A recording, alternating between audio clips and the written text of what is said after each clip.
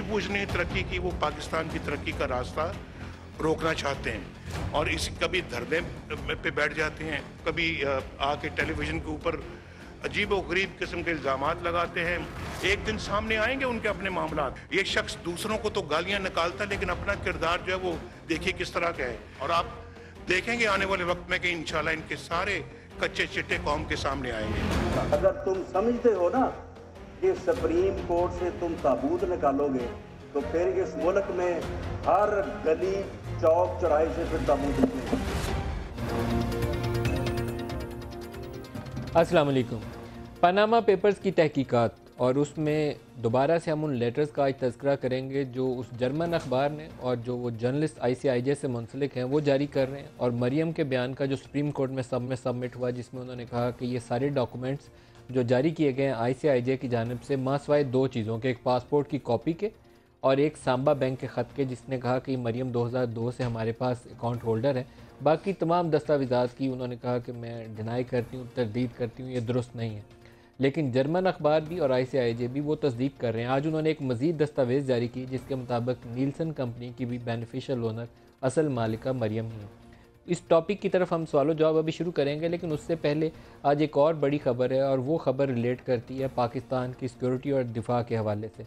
पाकिस्तान ने आज एक अबाबील मिज़ाइल तजर्बा किया है जो 2200 किलोमीटर रेंज है इस मिज़ाइल की, 2200 किलोमीटर्स। और इसका कमाल यह है इस मिज़ाइल का कि ये मल्टीपल मिज़ाइल, छोटे साथ और हथियार कैरी कर सकता है, वॉरहेड्स, न्यूक्लियर वॉरहेड्स भी, और बैक वक्त मल्टीपल टारगेट्स को हिट कर सकता है। एक तो मिज़ाइल फायर करते हैं वो एक टारगेट को हिट करता है, ये 8, 9 या 10 मुख्तलिफ मिज़ाइल या वॉरहेड्स कैरी कर सकता है, और जिस जगह को अपने दुश्मन को आप हिट करना चाहें उसके मल्टीपल टारगेट्स को बैक वक्त इस मिज़ाइल के ज़रिए हिट कर सकते हैं। तो पाकिस्तान की सिक्योरिटी और दिफा के हवाले से ये बहुत बड़ी डेवलपमेंट है। बाबर 3 मिज़ाइल का तजर्बा एक बड़ी ख़बर थी, क्योंकि बाबर 3 जो था सेकंड स्ट्राइक कैपेबिलिटी, वो कहते हैं न्यूक्लियर में आपके पास जवाब देने की सलाहियत होनी चाहिए। अगर आपका दुश्मन पहले हमला करे तो आप क्या करेंगे, तो वो आप 2 से मिज़ाइल फायर हो सकता है और वॉर हेड कैरी कर सकता है। लेकिन ये आज वाला मिज़ाइल उससे कई गुना आगे हमें ले जाता है पाकिस्तान को सिक्योरिटी के मैदान में, क्योंकि ये वो मिज़ाइल है जो हमारे इस खित्ते को से आगे तक भी मार कर सकते हैं अपने हदफ को एक्यूरेसी के साथ, और multiple targets with multiple war heads, ये इसकी ख़ास सलाहियत है। आज जो हमारे साथ शुरका हैं गुफ्तगू के लिए, शाह महमूद कुरैशी साहब हैं पाकिस्तान तहरीक इंसाफ से, डॉक्टर मुसद्दिक मलिक साहब हैं तर्जमान हैं वज़ीर आज़म के, और इसके अलावा सैयद अली ज़फ़र साहब सदर supreme court bar association Lahore से हमारे साथ हैं। आप दोनों को भी खुश आमदीद कहता हूँ। शाह साहब, आपसे आगाज़ करते हैं। जमात इस्लामी वाले वकील के 2 दिन के दलाइल सुनकर तो हमें बहुत तसल्ली हुई और खुशी हुई, क्योंकि सुप्रीम कोर्ट ने जिस तरीके से उनकी इज़्ज़त अफजाई की, ये नहीं हमें पता चला कि वो वकालत जो थी वो हुकूमत के ख़िलाफ़ कर रहे थे या हुकूमत के हक़ में कर रहे थे। ये तय करना भी बाकी है। बड़ी इंटरेस्टिंग आपकी ऑब्जर्वेशन है। जमात इस्लामी के जो वकील हैं अब्बासी साहब, उनके जो दलाइल जब वो दे रहे थे, सच्ची बात है, हम तो अपनी जगह, जो उनके पटिशनर हैं जनाब सिराजुल हक साहब, मुझे तो उनके चेहरे पे भी बेपनाह परेशानी दिखाई दे रही थी कि उनको समझ नहीं आ रही थी कह रहे क्या है, कर रहे क्या है। बदकिस्मती से वो शायद पूरी तरह तैयार नहीं थे। जज साहब ने कहा ना जी कि आपने क्लाइंट को आपने जितना नुकसान पहुंचाना था पहुंचा लिया जी। तो आपने सिराज साहब से पूछा नहीं कि वकील हुकूमत के खिलाफ लिया था या हुकूमत के हक में लिया था? मुझे तो ये लगा कि खैर ये मैं मजाक में कह रहा हूँ, कहीं नून ने फीस तो अदा नहीं कर दी थी उनकी। मुझे तो लगा था कि जैसे कोई बड़ी अंडरस्टैंडिंग के तहत काम हो रहा है कि, लेकिन नहीं, मैं खैर ये तो मजाक कर रहा हूँ। वो ये वैसे ये बात पते किया भी पता करते हैं डॉक्टर साहब से कि फ़ीस उनकी नवाज शरीफ साहब ने अदा की है या उनकी फ़ीस सिराजुल हक साहब ने अदा की है। लेकिन उससे पहले शेख रशीद साहब हमें फ़ोन पे ज्वाइन कर रहे हैं। शेख साहब अस्सलाम वालेकुम। ये कौन है जो आपको धमकियाँ देने की हिम्मत कर रहा है शेख साहब? पता नहीं, कई अकल के अंदर मार्केट में आजकल फिर रहे हैं, जिनकी अकल जवाब दे चुकी है। शेख रशीद को धमकी दे के वो यहाँ कैसे रहेगा? शेख रशीद को धमकी दे के वो यहाँ कैसे रहेगा? बस कोई नहीं, इसी तरह गुजर जाएगी। और वो हमारी 5 बंदे की लाल वैली से क्या कहें जी, ग्रैंड ऑपरेशन करना है तो कर लें, कोई बात नहीं, मुंह नहीं खाएंगे। तो मैं वो अभी देख रहा था कि जान को खतरा है तो किसको पकड़ लें। वो क्या बयान दे रहे हैं आप? बड़ा खतरनाक बयान जारी कर रहे थे आप। मैं इतना खतरनाक तो नहीं किया, नॉर्मल सी बात है, 3-4 हमले हो चुके हैं, वो वैसे ही जाने दिए। अब मैंने कहा कि अगर मुझ पर कोई हमला हुआ तो नवाज शरीफ साहब, शहबाज शरीफ साहब और राना सनाउल्लाह इस तरह FIR दर्ज होगी। मैं जिंदा रहूँ या मरूँ। शेख साहब ये ना हो कि कोई और हमला कर जाए तो पकड़े मियाँ साहब से। इसलिए उनको मेरी सिक्योरिटी करनी चाहिए, मेरा ख्याल रखना चाहिए। अच्छा, एक क्लोजिंग रिमार्क्स दे दें, पनामा पेपर्स कहाँ पहुंचा है मामला? वो जो बाहर वाले जर्नलिस्ट हैं, अदारे हैं, जर्मन अखबार है, ICIJ है, वो सारे कहते हैं कि मरियम बेनिफिशियल ओनर है। मरियम ने आज कहा मेरा कोई ताल्लुक नहीं है, सारे जाली डॉक्यूमेंट्स हैं। वो इसीलिए ना कि वो भूल ही गई डिस्कस करना, इनके साथ कुदरत की तरफ से ये FIR दर्ज हो रही है कि स्टाम खरीदते हैं तो 1 महीने बाद अलर्जी पहले होती है और स्टाम बाद का कोर्ट में भेजते हैं तो दस्तखत नहीं होते हैं। और जो लंदन के और 2 दिन का फर्क है जिद्दा और लंदन की डीड में, और सिलेस्टर के डीड का कोई मोड़ नहीं है। ये केस जो है खाली नहीं जाएगा जी। मैं ये नहीं कहता कितना इफेक्ट करेगा। वो एक परिंदा था, उसे किसी ने फायर किया, नीचे से उड़ गया। उन्होंने कहा यार क्या खाक फायर किया, परिंदा ही उड़ गया। उसने कहा इस दरख्त पे फिर कभी नहीं बैठेगा। उड़ तो गया है लेकिन दरख्त पे नहीं बैठेगा। ये नहीं हो सकता कि पनामा लीक जो है खाली फायर जाएगा। आपको लगता है कि इसका कोई तगड़ा धांसू किस्म का, मजबूत किस्म का फैसला सुप्रीम कोर्ट से निकलेगा? मुझे लगता, मैं ये जो गुजरा किराम है, राना सनाउल्लाह कहते हैं अगर शेख रशीद सुप्रीम कोर्ट से कहता है, मैं तो कहता हूँ करप्शन का ताबूत निकलेगा। वो कहते हैं कि गली गली से ताबूत निकलेगा। गली गली में तो करप्शन नहीं होता, जुआ हो रहा होता है, ये मुंशियात फरोशी होती है, वो थाने की इजाजत के बगैर नहीं होती। और सनाउल्लाह के बाद मोहतरम ख्वाजा साद रफीक साहब कहते हैं कि इन्होंने एक पूरी हमारी किताब पढ़नी पड़ेगी इनको, अगर जो सफ़े गायब इनको नहीं पढ़े वो पढ़ा देंगे। और तीसरे साहब ने जो कुछ कहा है उसने मैं कहता नहीं हूँ, ये 3-4 दिन से किसी प्रॉब्लम के रद में है, इन्हीं को पता ये प्रॉब्लम क्या है। मैं श्योर हूँ कि या इनके कान में कोई ऐसी खबर पहुंची है जो पता नहीं गलत है या सही है, या इनका कोई और मसला है कि सारे 12-13 रुकनी टीम आके बाहर पड़ जाती है और अपना केस आगे से भी खराब कर दी है बेहतर करने की बजाय। वो कहते हैं ना बेवकूफ की जो सोच होती है वो अक्लमंद की दुश्मनी से जो है, अक्लमंद की दुश्मनी बेहतर होती है बेवकूफ की सोच से। ये बेवकूफों का जुम्मा बाजार लगा है, इससे इंशाअल्लाह ताला नवाज शरीफ साहब को फायदा की बजाय नुकसान ही होगा। शेख रशीद साहब बहुत शुक्रिया आप हमारे साथ रहे। डॉक्टर मुसद साहब आपका फ़ायदा होने वाला है कि नुकसान होने वाला है, क्या होने वाला है? लग तो ऐसा रहा है कि फ़ायदा होने वाला है जमात इस्लामी के दलाइल सुन के। जी जब देखिए 3 हफ्ते गुजर गए हैं और अभी तक कोई सबूत अदालत में पेश नहीं किया जा सका कि वज़ीर आज़म का कोई लिंक है लंदन के अपार्टमेंट्स के साथ। आज आपके सामने 3 हफ्ते के बाद मरियम नवाज साहिबा का केस जब शुरू हुआ है, इतने दिन से ले दे हो रही थी तो सारा दिन बहस होती रही और मुकदमा नहीं हम ढूंढ सके कि उनके ऊपर मुकदमा क्या है। उनके ऊपर मुकदमात जो हैं उनकी नौयत ये है, कहा गया है कि वज़ीर आज़म साहब ने उनकी जो साहबजादी हैं मरियम साहिबा जो हैं उनके जो जायदाद है वो अपने नॉमिनेशन पेपर्स के अंदर डिक्लेयर नहीं की और टैक्स में जमा नहीं करवाई। तो मरियम साहब के तमाम टैक्स के कागज़ जमा करवा दिए गए आज, और मरियम के वालिद साहब यानी प्राइम मिनिस्टर साहब के तमाम टैक्स के कागजात जमा करवा दिए गए। मरियम साहब के तमाम वेल्थ डॉक्यूमेंट्स जो हैं वेल्थ वो पहले से दस्तयाब हैं। जो असल कहानी है ऑफशोर कंपनी की, उसके ऊपर आपने क्या आप देखिए आज पहले तो प्रेयर पे आइए ना, आप खोलिए तो सही का मुकदमा क्या दर्ज हुआ है। मुकदमा ये दर्ज हुआ है कि पहले वज़ीर आज़म साहब के ऊपर जो मुकदमा दर्ज हुआ है उसमें किसी जगह पे ये नहीं लिखा हुआ कि वज़ीर आज़म साहब जो हैं वो इसके मालिक हैं। और 3 हफ्ते की प्रोसीडिंग्स के बाद ये साबित नहीं हो सका, 3 हफ्ते की प्रोसीडिंग में कोई सबूत नहीं दिया जा सका कि किसी किस्म का लिंक है वज़ीर आज़म का उन प्रॉपर्टीज में। क्या लिखा हुआ है, मालिक कौन है? ये तो साबित करेंगे जो उनके अंदर, मुझे नहीं याद। बताइए शाह साहब क्या लिखा हुआ है प्रेयर के अंदर? अपनी पसंद की बात बताना पसंद करते हैं। हाँ नहीं बता दें मलिक साहब देखिए जो मर्जी कहें। पहली प्रेयर में लिखा, सॉरी एक सेकेंड, मैं माफ़ी चाहता हूँ, पहले लिखा हुआ है कि वज़ीर आज़म को डिस्क्वालीफाई किया जाए, प्रेयर नंबर 1 जो है।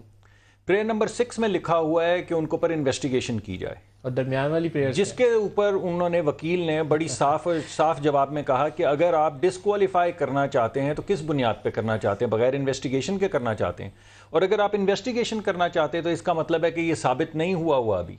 कल तो दोनों सुप्रीम कोर्ट की ऑब्जर्वेशन मद्देनजर रखिए, सुप्रीम कोर्ट ने कहा कि वज़ीर आज़म के वकील ने तकनीकी अमूर के अंबार लगा दिए लेकिन एक सबूत भी पेश नहीं किया। देखिए कल जस्टिस साहब ने कहा सुप्रीम कोर्ट के अंदर देखिए बड़ी वाज़ेह सी बात है, मैं 3 बातें आपके सामने कहूंगा जो मेरा मौक़िफ़ है। सबूत ना आपने दिया, नहीं ये वो कहते हैं डॉक्यूमेंट। अच्छा चलिए सुनिए, फिर आज मैं आपको बताऊं क्या क्या सबूत बताइए।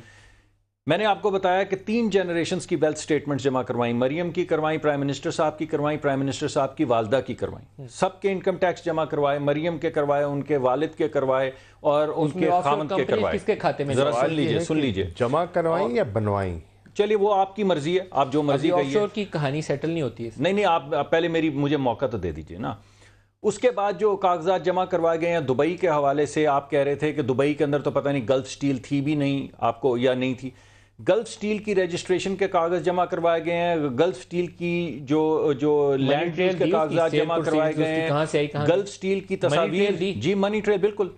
कौन से बैंक हैं? 2 बैंक्स जो हैं जिन्होंने पैसे दिए, जमीन दी दुबई की कहां है मनी ट्रेल? मैं तो आपको बता रहा हूं कि 2 बैंक्स हैं जिसने उनकी डेट जो है वो दिया है, जिसकी वजह से वो मिल बनी। वो मनी ट्रेल की 2 नहीं, मैं कहने से तो नहीं होगा ना भाई, वो जमा करवाए ना, अदालत उसका फैसला करेगी। कहां पर अदालत फैसला करेगी, अदालत के अंदर है तमाम डॉक्यूमेंट्स। कौन से डॉक्यूमेंट्स? मनी ट्रेल तो अदालत मांग रही है कि आप मनी ट्रेल दें। वो बैंक्स जिनसे लोन लिया था उनके कागजात दे दिए गए हैं अगर अदालत को, और अदालत अब फैसला करेगी कि वो तस्लीम करती है या नहीं। वैसे एक बात है शाह साहब, एक सेकंड ठहर जी, 2 सर्टिफिकेट्स आज जमा करवाए गए हैं। एक 1978 का जो आप कह रहे थे कि वो गल्फ मिल जो है, जब इनके 100% से 25% इनके हुए सेटलमेंट, वो कागज जमा करवा दिया गया। और 1980 का कागज जो ये साबित करता है कि इनको नेट जो है 13 मिलियन दरम मिले हैं, वो भी आज जमा करवा दिया गया है। लंदन के हवाले से ओरिजिनल इनकॉर्पोरेशन के कागजात जो हैं नीलसन और नेस्कॉल के, वो जमा करवा दिए गए हैं। जिन बेरर सर्टिफिकेट्स का जिक्र किया जाता था कि बेरर सर्टिफिकेट्स किधर हैं, कहाँ हैं, वो बेरर सर्टिफिकेट्स की कॉपियां जमा करवा दी गई हैं। वो नॉमिनी शेयर्स जो हुसैन साहब के नाम पे 2006 में मुंतकिल हुए हैं, उन बेरर सर्टिफिकेट से वो अदालत के अंदर आज जमा करवा दिए गए हैं। तो लाहौर पाकिस्तान के भी तमाम कागजात जमा करवा दिए हैं, दुबई के भी कागजात जमा करवा दिए हैं, लंदन के भी कागजात जमा करवा दिए हैं। तो अब फैसला तो अदालत ने करना है। मलिक साहब, जब सब कुछ मौजूद है, कागजात मौजूद हैं, मनी ट्रेल मौजूद है, तो फिर इतना अरसा ये हिचकिचाहट क्यों रही? ये कागजात तो पहले दिन से जमा करवाए जा सकते थे। एंड ये केस को सुनते रहते हैं, और मैं ये कहने की गुस्ताखी कर रहा हूँ कि मुझे लगता है कि जहाँ जहाँ कमज़ोरियाँ दिखाई देती हैं वहाँ वहाँ खाना पूरी की जा रही है। वहाँ वहाँ मैं यहाँ तक कह सकता हूँ कि कहीं कागज़ मैन्युफैक्चर तो नहीं किया जा रहा है। आपका ख्याल है कि ये सारे मैन्युफैक्चर्ड डॉक्यूमेंट्स हैं या एफिडेविट्स हैं या ट्रस्ट डीड्स हैं जो इन्होंने सबमिट करे? हमें शक है, लाइक कतरी खत जो था। हमें शक है। आपको शक है? और शक इसलिए है कि देखिए ये चीज़ें सारी हैं, तो जब आपने डॉक्यूमेंट्स या आज भी सीएम में जमा करा रहे हैं, क्यों? ये सब कुछ तो आपके पास मालूम है, आपके इल्म में है, सब कुछ आपके इल्म में है, आपको मालूम है सब कुछ, तो फिर इतनी ताख़ीर क्यों? ये ताख़ीरी हरबे क्यों इस्तेमाल किए जा रहे हैं? बिकॉज केस की जहाँ कमज़ोरी दिखाई देती है वहाँ एक नई दीवार खड़ी की जाती है, एक कौम को मज़ीद उलझन में डाला जाता है और कोर्ट को मजीद कंफ्यूज किया जाता है। अच्छा शाह साहब, इसमें 2 चीज़ें हैं। इस पे कोर्ट ने तो जो शवाहिद उसके पास और कानून शहादत के मुताबिक उसके ऊपर पूरी उतरने वाली चीज़ें जो हैं, लीगली एक्सेप्टेबल एविडेंस, उसी को वो मद्देनज़र रखेंगे। जर्मन अखबार ने और उन दोनों जर्नलिस्ट ने जिन्होंने ICIJ की तहकीकात की थी, कल दोबारा डॉक्यूमेंट्स जारी किए, आज एक मज़ीद दस्तावेज़ जारी की, और उसमें उन्होंने दोबारा से अपना दावा दोहराया है कि इसकी असल मालिका मरियम सफदर है। देखिए ना मलिक साहब, यहाँ कोर्ट में मरियम ने जो स्टेटमेंट दी है आज, उनके वकील ने जमा करवाई, उन्होंने कहा सारा कुछ जाली है। अच्छा ठीक है, तो आप क्या करें, अदालत क्या करे? देखिए ना, वो फरमा रही हैं कि डॉक्यूमेंट्स जाली हैं, ये मेरे दस्तखत ही नहीं है, ठीक है ना। उन्होंने कहा ऐसी कोई दस्तखत। अब सवाल ये है, सवाल ये है कब हुआ? आज शाहिद हामिद साहब ने, मैं आज सारा दिन अदालत में मौजूद था। कब हुआ ये कब बात हुई है आज अदालत के अंदर के जो जर्मन कागजात है उन पे बहस कब हुई है?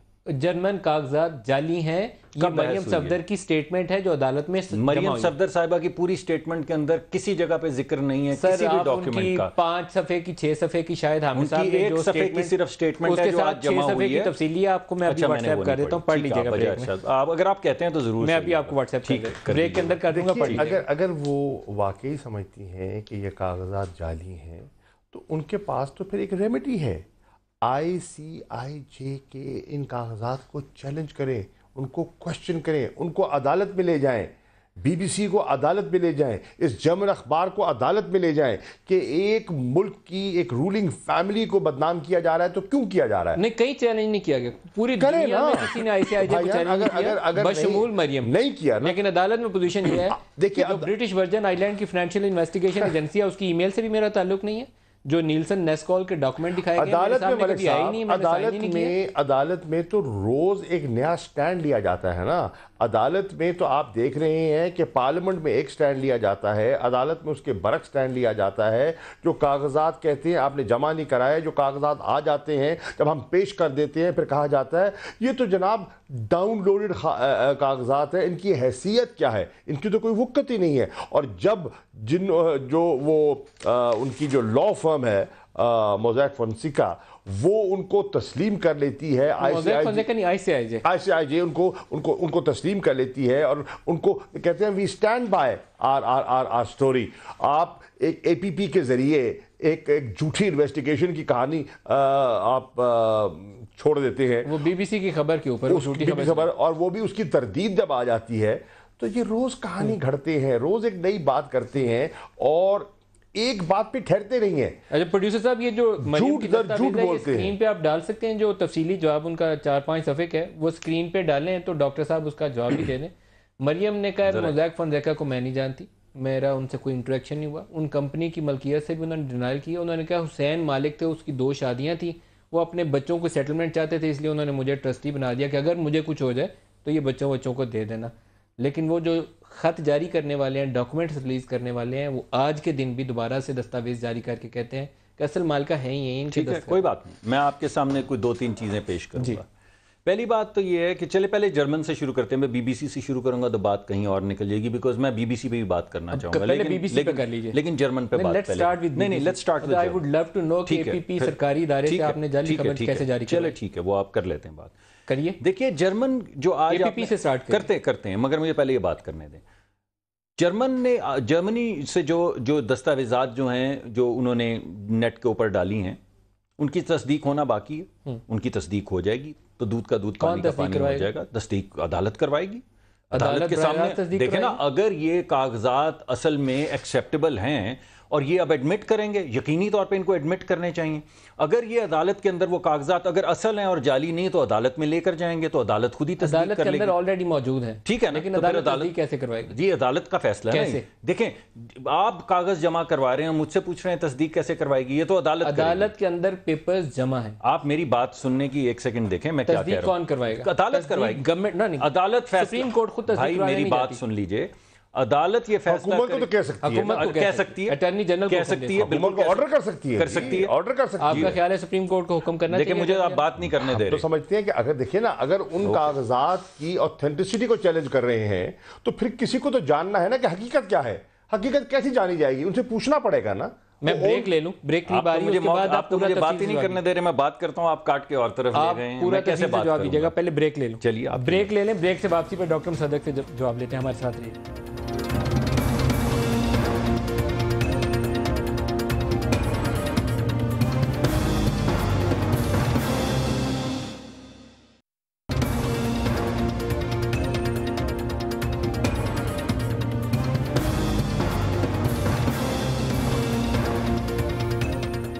प्रोग्राम में दोबारा खुश आमदीद कहते हैं। ब्रेक में जाने से पहले हम मरियम सफ्दर के सुप्रीम कोर्ट में जमा कराए गए बयान का तज़किरा कर रहे थे।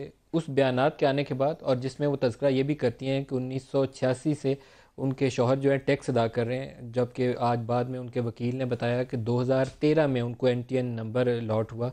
उन्होंने कहा कि 1992 से अपनी शादी के बाद से वो मियाँ नवाज शरीफ अपने वालिद की ज़ेर कफ़ालत नहीं है, और शौहर से जो आमदन है उसका उन्होंने तज़किरा किया हुआ है।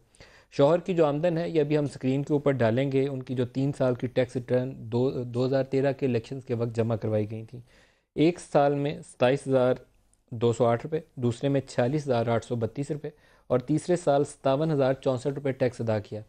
अब इन रिटर्न्स को देखने के बाद तो लगता ही है कि कैप्टन सफ्दर हो सकता है मरियम की ज़ेर कफ़ालत हो, क्योंकि इन आमदन से तो घर का खर्चा नहीं चल सकता। वो कह रहे हैं एज ए मैंने जो आमदन है वही आमदन है, ज़री टैक्स ना है। ये खाली लिखा हुआ है, ये फॉर्म सामने नज़र आ रहा है उनकी टैक्स रिटर्न्स का। काफ़ी मुश्किल सूरत हाल है डॉक्टर साहब। मैं यहीं से शुरू करूंगा, अगरचे आपने बात बदल दी, मैं वापस आऊंगा उस बात पे, लेकिन पहले मैं ज़रा यही बात कर लूँ। मरियम सफदर साहिबा और कैप्टन सफदर साहब ये दोनों अलग-अलग टैक्स अपना अपना फाइल करते हैं, और मरियम साहिबा के तमाम टैक्स के कागजात जो वो टैक्स अदा करती हैं अदालत के अंदर जमा हो चुके हैं, और ये 10, 20, 50 हज़ार के नहीं 30, 40 लाख रुपए की रेंज के अंदर से वो टैक्सेस जो हैं वो अपने अदा करती है। ये गलत बयानी है। चलें ठीक कर लीजिएगा, लेकिन अपने टैक्स अदा कर रही हैं। 30-40 लाख दिया, ये पिछले 2-3-4 साल में आप दो चेक कर लें, पिछले चेक कर लें, उन्होंने सारे कागजात अपने जमा करवा दिए। ये भी गलत बयानी है कि कैप्टन साहब अपने टैक्स जमा कराते रहे हैं। कैप्टन साहब ने तो पिछले 2 साल से टैक्स जमा कराना शुरू किया, उससे पहले तो अपनी तनख्वाह से एट सोर्स कटवाते थे,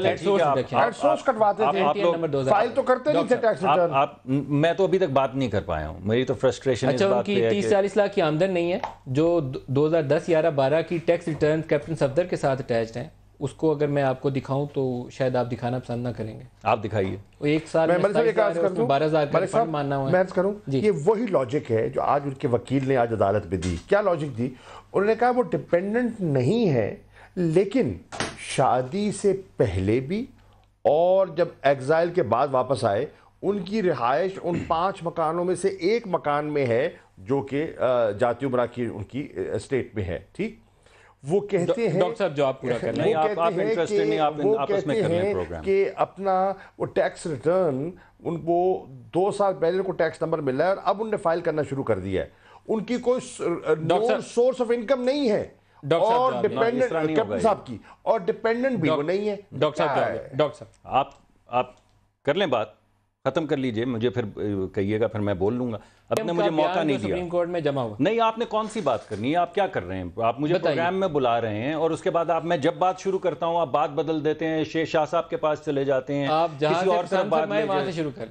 चलें, फिर मुझे इजाजत दीजिए। पहली बात तो ये है कि तमाम जो सरकारी अफसरान हैं उनकी तरह एट सोर्स जब से वो कैप्टन फौज में सेकंड लेफ्टिनेंट भर्ती हुए उनके टैक्सेस जो हैं वो अदा हो रहे हैं, और किसी भी सरकारी अफसर के होते हैं। उसके बाद जब उनकी इंडक्शन हुई सरकार के अंदर कैप्टन सफदर साहब की, तो उनके टैक्सेस बाकायदगी से जमा होते रहे। उसके बाद वो एग्जाइल में गए, जब वो वापस आए तो वो MNA बने और एट सोर्स उनके जो तमाम टैक्सेस हैं वो डिडक्ट होते रहे हैं। और अब उन्होंने जो ऐसा कि आपने दिखाया पिछले 2-3 साल से 4 साल से जो भी इस साल हैं वो टैक्सेस जमा करवाए। नंबर कब मिला था? ये आपने जो भी बताई है, मुझे तो नहीं एग्जैक्ट, 2013 में। मरियम साहिबा जो हैं इंडिपेंडेंट टैक्स पे कर रही हैं, मैंने उनके खुद कागज़ देखे हैं, हो सकता है उसमें 19-20 का, क्योंकि मुझे पता नहीं था आप किधर बात को लेके जा रहे हैं, मैं कागज़ नहीं लाया। 20, 30, 40 लाख की मद के अंदर उनसे जमा हो रहे हैं। 2010-11-12 मैंने नहीं है, बहरहाल उससे पहले हुए होंगे, मेरे पास तो है भाई, मेरे पास भी वो कागज़ हैं, आपके पास भी हैं, और अदालत में जमा भी हो गए हैं, तो वो भी सामने आ जाएंगे। वो इंडिपेंडेंट टैक्स पर्सन है, ये तो आप मानते हैं ना कि वो अपना टैक्स इंडिपेंडेंटली दे रही हैं। तो ये तो बात हो गई टैक्सेशन की, और मैंने आपको कहा आज कि 3 नस्ल के टैक्स के कागज़ जमा हो गए हैं। मरियम साहबा के टैक्स के कागज़ जमा हो गए, मरियम साहब की वालिद के टैक्स के कागज़ जमा हो गए, मरियम साहब की दादी के टैक्स के कागज़ और वेल्थ के टैक्स के नहीं वेल्थ के कागजात जमा हो गए। ये तमाम कागजात जमा हो गए हैं, अदालत भी उनकी पड़ताल करेगी। अब वो अदालत में अवेलेबल हैं, आप भी उनकी पड़ताल कर सकते हैं। ये तो होगी। ऑफशोर कंपनीज कहाँ एस्टैब्लिश हैं? मैं बताता हूँ आपको। अब मैं आपको वापस लेके जाता हूं उस बात की तरफ जहां से ये बात शुरू हुई थी। 20 मरतबा अदालत के अंदर पिछले को 5-7 दिन के अंदर अदालत ने यह कहा है कि प्राइम मिनिस्टर का मौक़िफ़ यह है कि प्राइम मिनिस्टर का इन अपार्टमेंट से कोई ताल्लुक नहीं है। उन्होंने अपने कागजात इस हवाले से जमा करवाए हैं। अगर आपके पास कोई और कागज़ है जो ये साबित करता है कि प्राइम मिनिस्टर का कोई ताल्लुक है लंदन के अपार्टमेंट से, तो जमा करवाएं। तो जमा नहीं करवाया। अदालत ने 7 या 8 मरतबा पिछले 4 दिन के अंदर ये कहा है कि 2004 तक मियाँ शरीफ मरहूम जो है वो कारोबार करते थे, और प्राइम मिनिस्टर का मौक़िफ़ ये है कि उन्होंने उसके बाद अपने पोतों को 2006 के अंदर जो सेटलमेंट हुई उनकी विल के मुताबिक उनको पैसे मिले और उन्होंने काम किया। आपके पास अगर कोई भी और सबूत है जो इसको साबित नहीं करता तो आप अदालत में जमा करवाइए, तो नहीं करवाया। अब मैं जर्मन उसकी तरफ आता हूँ। एक पहले सवाल पूछने की पूछ लीजिए।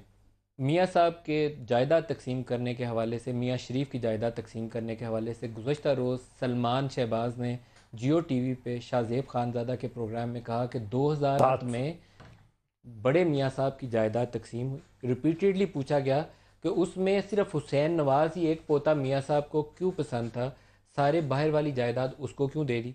फिर उन्होंने शहबाज शरीफ साहब की जो दूसरी अहलियाँ हैं दुरानी साहबा, उनके वो स्टेटमेंट चलाए, ट्वीट्स चलाएँ, जिसमें उन्होंने कहा था कि ये ऐसे था जैसे शहबाज उनकी औलाद नहीं है, सारी अपार्टमेंट्स तो हुसैन को दे दी, हमें नहीं दी। तो क्या आपको शॉर्ट भी सुनो, फिर जवाब दीजिए, जरा प्ले कर दें, सुन ही लेते हैं। सलमान फैमिली की शाहजेब साहब डिवीज़न जो है वो बैक इन 2007 बड़ी एमिकेबली जब जद्दा में एग्जाइल में थी तब हुई, और सारे फैमिली एसेट्स जो हैं वो इक्विटेबल उसकी डिस्ट्रीब्यूशन हो गई। अब आप तो जद्दा के अंदर जब उन्होंने ये साबित की, जिन लोगों में डिस्ट्रीब्यूट हुई उन्हें कोई एतराज़ नहीं, जिनने डिस्ट्रीब्यूट की उन्हें कोई एतराज़ नहीं है। अगर अपार्टमेंट्स हुसैन साहब के पास हैं तो उनको पता है सुलेमान साहब को, जब वो आपको कह रहे हैं कि हमें कोई एतराज़ नहीं, ये एमिकेबल डिस्ट्रीब्यूशन ऑफ वेल्थ थी, तो आपको उसमें क्या मसला है? ये तो अगर नहीं है कि आपकी फैमिली में लड़ाई है या नहीं, तो नहीं है कि वो ऑफशोर कंपनीज कैसे बनी। भाई बात तो बड़ी क्लियर नहीं होती। देखिए बात बड़ी साफ सी है। पहले मैं आपको दो चीजें साबित कर दूं। पहली बात तो ये है कि वजीर आजम के पूरा उनका जो दिफा गया है उसके अंदर कोई सबूत नहीं सामने आया कि उनका कोई ताल्लुक है इन अपार्टमेंट से। अब आज जो मरियम साहिबा का केस खुला है तो उसके अंदर मरियम साहब पे तो मुकदमा ही नहीं दायर किया गया।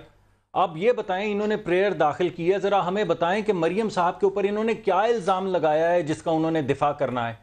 इन्होंने तो कहा है कि उनके खामद ने टैक्स नहीं जमा करवाए और प्राइम मिनिस्टर साहब ने उनकी जायदाद के टैक्सेस नहीं जमा करवाए, तो वो तमाम टैक्स के कागजात जो हैं, तमाम वेल्थ स्टेटमेंट्स जो हैं, लंदन के ओरिजिनल कागजात यानी उनकी रजिस्ट्रेशन कंपनी के कागजात, जो आप कह रहे थे कि शेयर फैंटम है, वो हैं ही नहीं, वो वो क्या बेरर शेयर्स जो थे वो भी जमा करवा दिए गए हैं। उसके अगेंस्ट जो नॉमिनी शेयर्स जो इशू हुए हैं हुसैन साहब को, वो भी जमा करवा दिए गए हैं। जब सारे कागजात जमा करवा दिए गए हैं और आपके पास कोई और काउंटर सबूत नहीं है, तो फिर झगड़ा किस चीज़ का है? डॉक्टर साहब, अब आपकी इजाज़त से मैं लाहौर में अली जफर साहब के पास जाऊंगा। जी जरूर जाइए। अली जफर साहब, जो आज मरियम ने प्ली लिया है सुप्रीम कोर्ट में, उसके मुताबिक तो वो उन्होंने कहा जितने ICIJ के डॉक्यूमेंट्स थे, जितने जर्मन अखबार ने खत छापे, हाँ, ये तो हमने बात करनी है, अली साहब के बाद में करता हूं इस पे, वो सारे डॉक्यूमेंट्स गलत हैं। वो ईमेल से भी उन्होंने कहा मेरा कोई ताल्लुक नहीं। जर्मन अखबार ICIJ के नुमाइंदे उन्होंने दोबारा वो डॉक्यूमेंट्स अपने अपने ट्विटर अकाउंट्स पे पोस्ट कर दिए हैं, जर्मन अखबार ने छाप दिए हैं, बहुत से और जगहों पे छप गए हैं। वो कहते हैं कि सारा कुछ जेन्युइन है, she is the actual owner. अब ये लड़ाई कहाँ और किस तरीके से सेटल होगी? कोई एक फरीक जो है उसमें सच बोल रहा है, एक फरीक उसमें झूठा है, ये साबित कैसे होगा?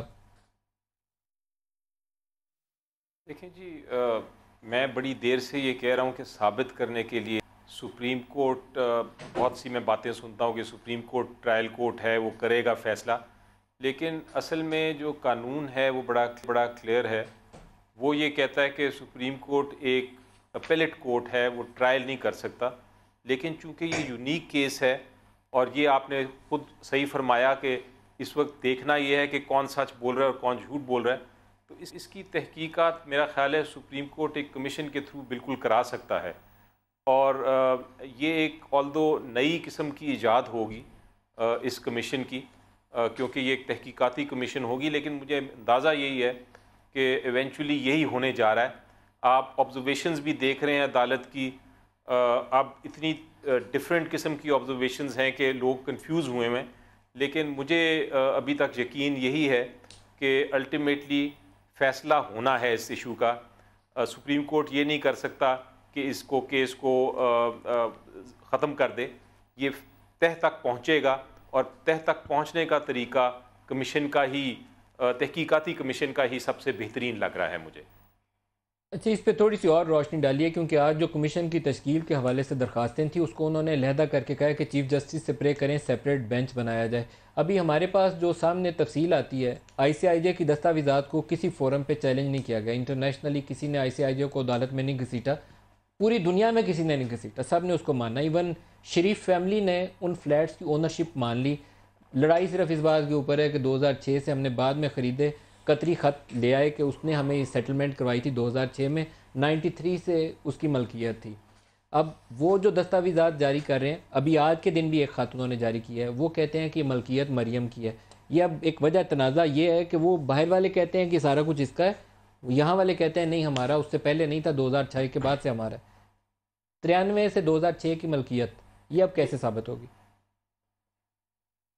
यही सारी चीज़ है और आपने बिल्कुल इसको सही समराइज़ किया कि जो अपार्टमेंट्स हैं उसकी ओनरशिप के ऊपर कोई शक नहीं, जो बरतानी अखबार कह रही है, जर्मन अखबार कह रहे हैं, उसमें बिल्कुल सच्चाई नज़र आ रही है। अब कौम जो है, मेरा ख्याल है बच्चा बच्चा पाकिस्तान का अब ये जान गया है कि ज़रूर पैसा किसी ना किसी तरह पाकिस्तान से या कहीं और से आया जो डिस्क्लोज़ नहीं हुआ किसी तरह उसकी पहले डिटेल्स या रिकॉर्ड नहीं है।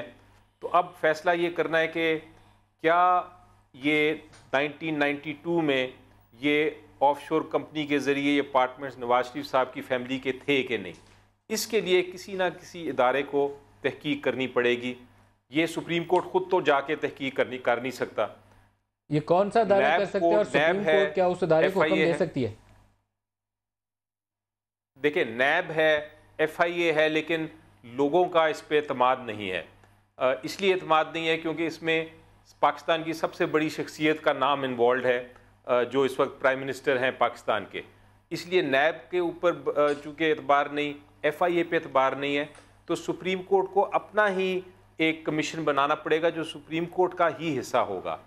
और उसके अंदर मुझे लगता यह है कि सुप्रीम कोर्ट को चाहिए कि एक जज, एक बड़ा एक एनर्जेटिक किस्म का वकील, एक फोरेंसिक एक्सपर्ट, एक साथ ऐसा आदमी जो ऑफशोर कंपनीज में जो कुछ होता है उसको समझता हो, उसकी कमीशन बनाएं ताकि और उनको एक टाइम दे दें कि आप 1 महीने के अंदर अंदर ये फैसला, ये रिपोर्ट हमें दें कि एक्चुअली हकायक क्या हैं, 92 में क्या पोजीशन थी और 2006 में क्या पोजीशन थी।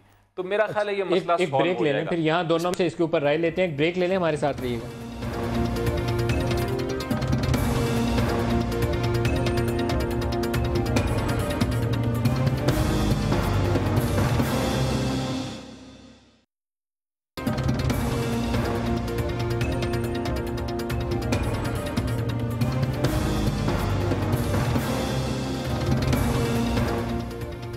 प्रोग्राम में दोबारा खुशामदीद कहते हैं। शाह साहब, सोल्यूशन एक अली ज़फ़र साहब ने तजवीज़ किया है, ये मामला कहीं तो पहुंचना है। आप कहते रहें कि सारा कुछ नवाज शरीफ का है, वो कहते रहें हमारा कुछ नहीं है। अदालत को तो वो चीज़ सही है जो उनके लिए काबिल कबूल है। नहीं, अदालत तो कह रही है कि हम सब कुछ सुन रहे हैं और फिर अपना माइंड अप्लाई करके हम फैसला करेंगे। फैसला वो कह रहे हैं, हम करेंगे। क्या ऑप्शन है?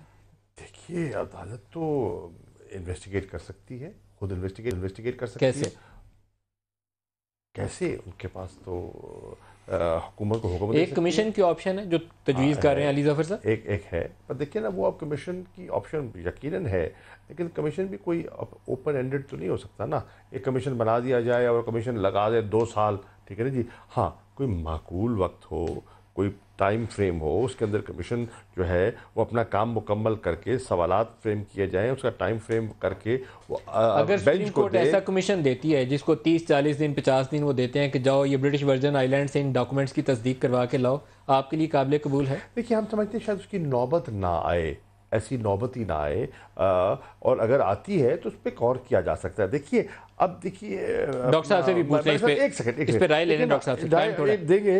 मैं कह रहा हूँ कि देखिए, इनकी बातें देखिए, ये कहते हैं ज़मीन की ख़रीदारी का मुआहदा हुआ और मुआहदा साइन हो जाता है और स्टैम्प पेपर जो है वो 1 माह बाद खरीदा जाता है। डॉक्टर साहब, इसी तरह सुप्रीम कोर्ट अगर कमीशन बना दे आपके लिए काबिल कबूल है? साहब, आज एक बताएं कि आज पूरी बहस हो रही है, इस वक्त आज टेलीविजन चैनल पे बहस हो रही है कि एक नई एमनेस्टी स्कीम ला रहे हैं ऑफशोर कंपनीज के लिए। ये पिछले 2-3 माह से चल रही है, बाकायदा ज़ेर गौर है। अब बताइए इसकी कोई आज दोनों का जवाब दें। देखिए, पहली बात तो ये कि कोई एमनेस्टी स्कीम नहीं आ रही, और कोई आएगी तो कुछ आपके दोस्त ही बचेंगे उसमें।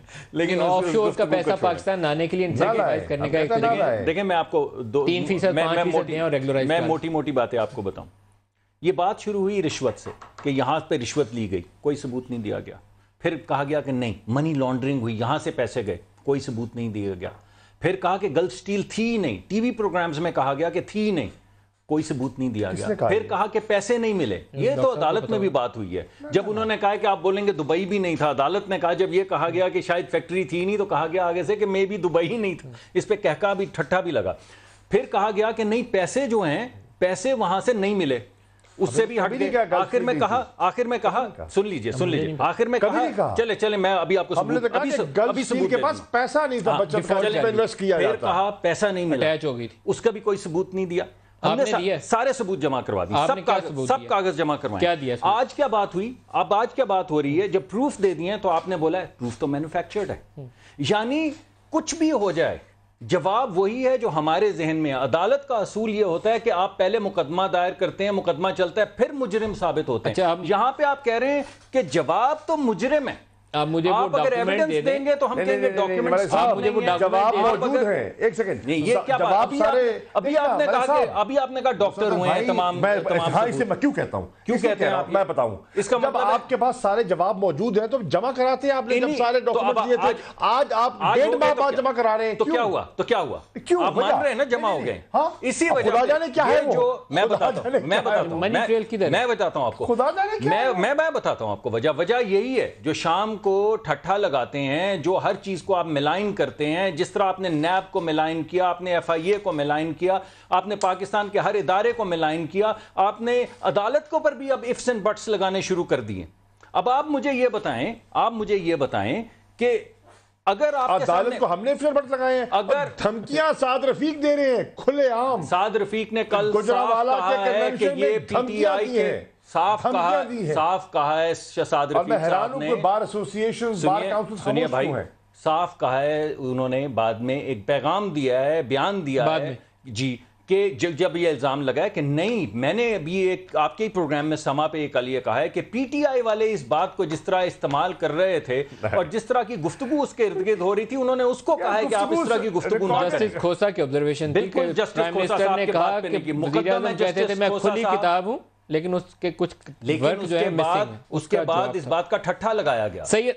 और इस बात के ऊपर जब वो जो गुफ्तगू की PTI ने उस खाली कागजात की बात के ऊपर कि 2 सफ़े मिसिंग हैं या सफ़े मिसिंग है, उस बात का जवाब दिया उन्होंने, अदालत की बात का जवाब नहीं दिया। अदालत हमारे लिए मोहतरम है, चने हैं, अदालत हमारे लिए मोहतरम है। बिल्कुल, अगर कोई ऑपोजिशन की पार्टी ये समझती है कि लोहे के चने नहीं है तो उसको समझ लेना चाहिए कि ये हैं, लेकिन ये अदलिया के लिए नहीं, ये ऑपोजिशन PTI के लिए लोहे के चने, अदालत के लिए नहीं। बिल्कुल ये आपके लिए बिल्कुल नहीं। अदालत के लिए हमारा सर झुका हुआ है, लेकिन अगर आपका नुक्ता नजर यही है कि आप सबूत भी देंगे तो मैं नहीं मानूंगा, मैं कहूंगा ये सबूत ही नहीं है, अली जफर साहब कि दिन ही नहीं है ये तो। अली जफर साहब, एक जो बड़ा मेरे ख्याल में मेजर कंट्रोवर्सी है वो घूमती है कि ये जो दुबई वाली फैक्ट्री थी उसके 12 मिलियन वो जद्दा गए, वो कतर गए, वो लंदन गए, और वो किस तरीके से मल्टीप्लाई होते हुए फ्लैट भी बन गए, नई मिल्स भी लग गई। इसका जवाब अभी तक नहीं है। भले सब निकल आएगा कल तक। हमारा प्रॉब्लम है, इस रफ्तार से आ रहे हैं, और बल्कि हम एक्सपेक्ट कर रहे थे, मैं आपको यकीन दिलाऊं कि जब ये PTI ने अपना केस कर दिया, दे दिया, आर्ग्यू कर लिया, और जब उनके वकील आ रहे थे नवाज शरीफ साहब के, तो हम एक्सपेक्ट कर रहे थे कि ज़रूर इनके पास कोई ना कोई ट्रेल होगी जो आप वो पेश करेंगे और ये मुकदमे को आगे चलाएंगे और अपने जो सबूत हैं उनके पास वो सामने लेके आएंगे। लेकिन जब ये नहीं हुआ तो मेरा ख्याल है बाकी कौम की तरह मुझ जैसे लोगों को भी यकीन होना शुरू हो गया कि अब तो इसका मतलब है कि ज़रूर कोई ना कोई इतना मसला है जो छुपाया जा रहा है। और अब यही जो ट्रेल है जो कि नवाज शरीफ साहब के लॉयर नहीं दे सके या नहीं दी, उसके बाद इसीलिए मैं कहता हूँ कि जो सेकंड ऑप्शन या थर्ड ऑप्शन है कमीशन वाली, यही जाके पता करेगी कि वाकई कोई ट्रेल है कि नहीं। क्योंकि लगता ये है कि अगर ये कारोबार वाकई होता और ये कारोबार से वाकई ही ये पैसे फाइनली कतर के ज़रिए ऑफशोर कंपनी में आते और फिर ये अपार्टमेंट्स तब्दील होती ओनरशिप उनकी, तो फिर इतना मुश्किल नहीं था नवाज शरीफ साहब के वकील को दस्तावेज़ात हासिल करना अपने क्लाइंट से कि जनाब ये अगर यही है कहानी, तो उसके कम से कम एक एविडेंस आ जाए, कुछ उसकी ट्रेल आ जाए, और कुछ नहीं तो जब दुबई तो मेरे पास अली साहब प्रोग्राम का वक्त खत्म हो गया, अगर एक सेकंड हो उसकी सोर्स आ जाए, अगर एक सेकंड है, देखें टाइम खत्म हो गया। वजीर आजम का कोई ताल्लुक इन अपार्टमेंट से नहीं निकला, मरियम के ऊपर कोई इल्जाम नहीं, और हसन हुसैन अपना जो है वो अगले हफ्ते करेंगे। आप भी कोई एक लाइन कह लें। फिर सब कोर्ट पे वक्त आया कर रहे हैं, फिर कोर्ट पे गए क्यों? नहीं, अगर आप गए हम इसलिए गए हमें इसीलिए आपके बयानात में तजादात दिखाई दिए, तो सिर्फ झूठ का दिखाई नहीं दिया, सबूत दिखाई नहीं दिए, अल्टीमेटली सबूत नहीं है, सबूत आपके पास नहीं है, एविडेंस आपके पास तो दे रहे हैं आपके पास। शाह महमूद कुरैशी साहब, डॉक्टर मुसद्दिक साहब और अली ज़फ़र साहब, बहुत शुक्रिया आप हमारे साथ रहे। आज के लिए इतना ही, इजाजत दीजिए, खुदा हाफिज़।